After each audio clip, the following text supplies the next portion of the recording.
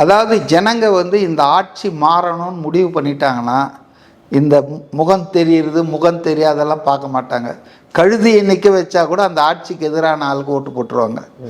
உதாரணத்துக்கு காமராஜர் 9 வருஷம் தமிழ்நாட்டை ஆண்ட நேர்மையான முதலமைச்சர்.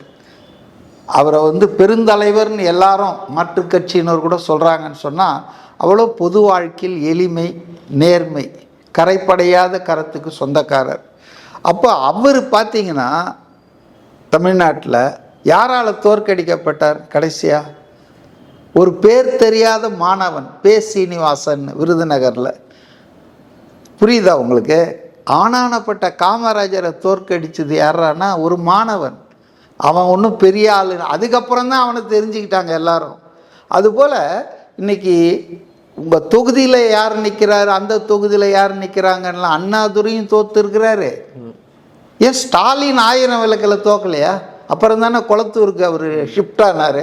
அது வரைக்கும் 1000 விளக்கில் தானே இருந்தார். அதனால் ஜனநாயகத்தில் மக்கள் சிந்தனை மாற்றம் வேணும் அப்படின்னு முடிவு பண்ணிட்டாங்கன்னா எந்த சின்னம் அல்லது யார் இங்கே நிற்கிறாங்கலாம் பார்க்க மாட்டாங்க. அவங்களுக்கு மாற்றம் தரக்கூடிய 234 தொகுதியிலும் விஜய் மூஞ்சி தான் நிற்கும்.